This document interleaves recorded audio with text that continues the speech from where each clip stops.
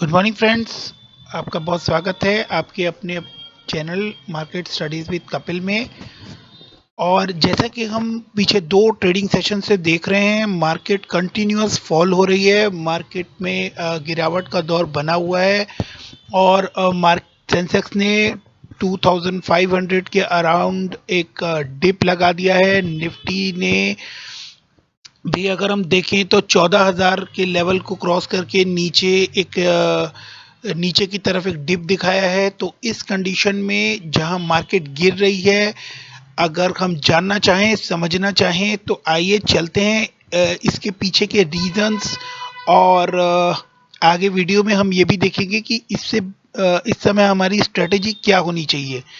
जिस तरह से मार्केट गिर रही है, दोस्तों, आप सब लोग 2 दिन से देख रहे हैं कि मार्केट में जो भी आपने टारगेट्स रखे होंगे वो सब टारगेट्स मार्केट ने नीचे तोड़ दिए हैं। और मार्केट उसके बावजूद भी अभी रुकने का नाम नहीं ले रही है। ऐसा लग रहा है कि मार्केट शायद अभी आने वाले 1 या 2 दिन और इसी तरह की नीचे रैली दिखा सकती है। तो अगर हम इसके पीछे का मेन रीजन समझना चाहें तो आपके सामने है सबसे मेन रीजन जो मार्केट की गिरने के पीछे नजर आ रहा है, वो है FII, FPI and DII trading activity जो हो रही है। आप देख सकते हैं कि उनकी बाइंग जो है वो 8423 है और जो सेल है वो 9188.67 है। तो नेट जो आ रहा है वो -765.3 आ रहा है। और इस तरह की एफआईआई की सेलिंग के वजह से ही हमारी मार्केट में इस तरह का डिप दिखाई दे रहा है, जो कि कंटिन्यू ये बना हुआ है। अगर डीआईआई को भी देखें तो डीआईआई ने भी 25 जनवरी 2021 को -387.6 का नेट जो सेल है वो सेल का नंबर ही काफ़ी रहा है, जिसकी वजह से मार्केट में बिकवाली का दौर बना हुआ है।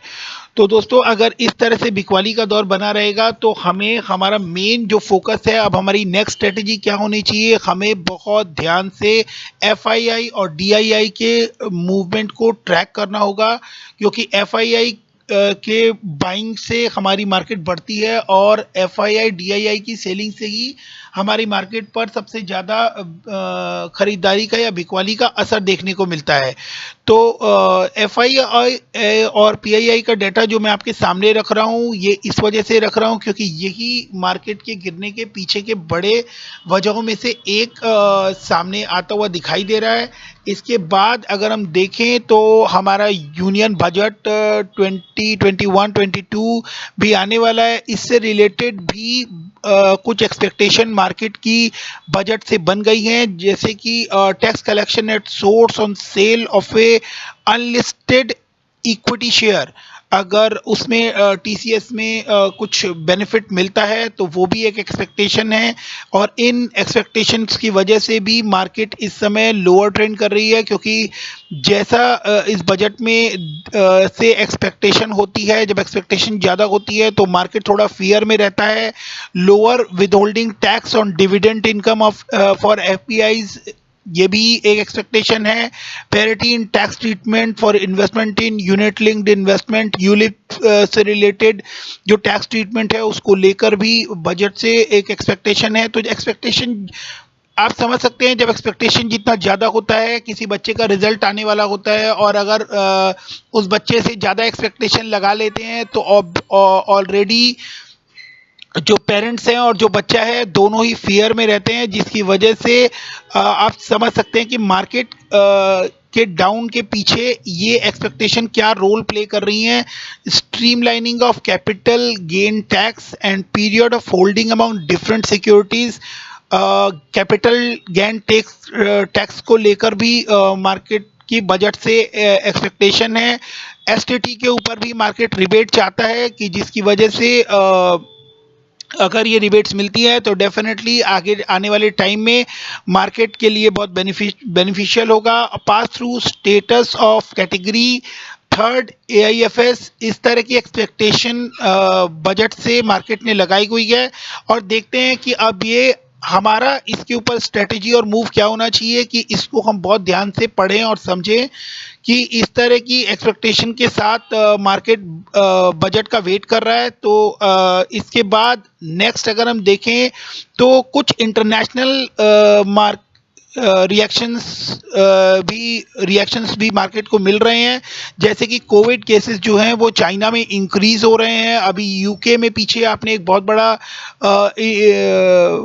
बड़ी न्यूज़ सुनी थी जिसमें कि आपको दिखाई दिया था कि यूके में एक नए स्ट्रेन एक वायरस के एक नए स्ट्रेन का पता चला है, जिसकी वजह से हमारी मार्केट ने भी काफ़ी एक बड़ा डिप दिखाया था एक सिंगल डे पर ही। और यूएस में भी कंडीशंस ख़राब हैं, तो जहाँ पे एक रिलीफ पैकेज का वेट कर रही हैं, वहाँ के लोग एक रिलीफ पैकेज का वेट कर रहे हैं, और जहाँ से हमारी एफआईआईज पर भी डायरेक्ट इम्पैक्ट पड़ता है।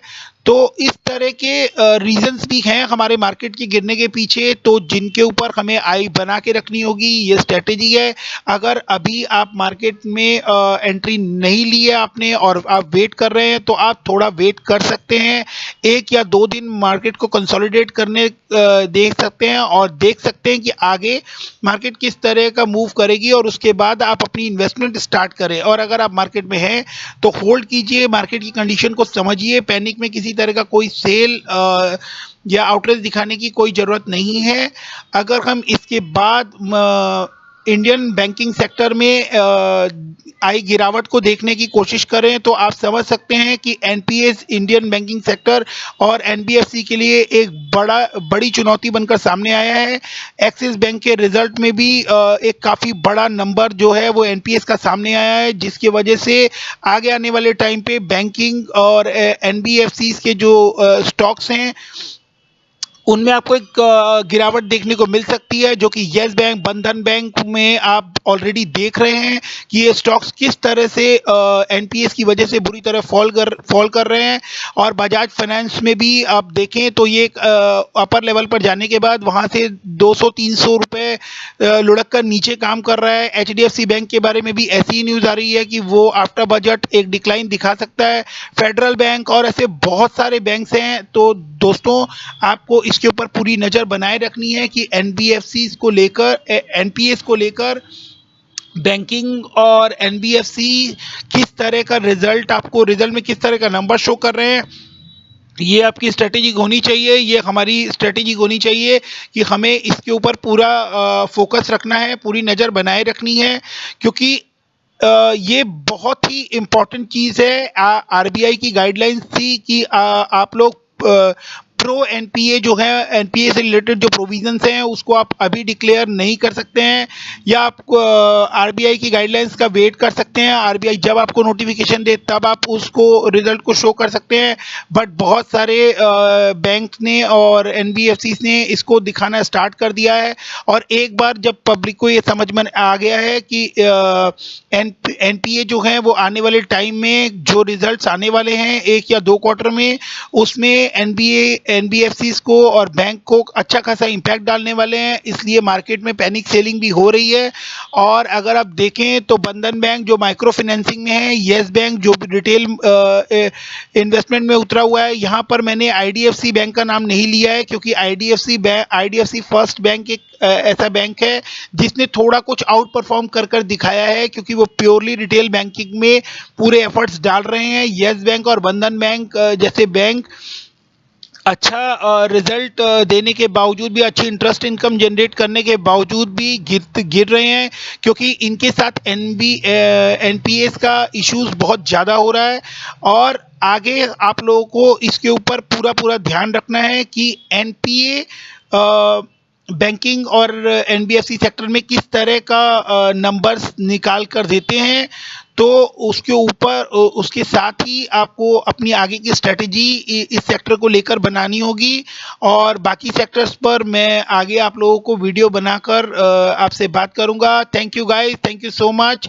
अगर आप चैनल पर पहली बार विजिट कर रहे हैं और मेरी दी हुई इन्फॉर्मेशन आपको अच्छी लग रही हो, वैल्यूएबल इन्फॉर्मेशन लग रही हो, ये एनालिसिस, इतनी मेहनत अगर आपको कहीं से भी हेल्प करे, तो प्लीज़ इस वीडियो को लाइक कीजिएगा। और अगर आप मेरे चैनल पर पहली बार विजिट कर रहे हैं तो इसे सब्सक्राइब कीजिए ताकि ऐसी वैल्यूएबल इंफॉर्मेशन मैं आपके साथ और भी शेयर कर सकूं। Thanks for watching. Thank you so much.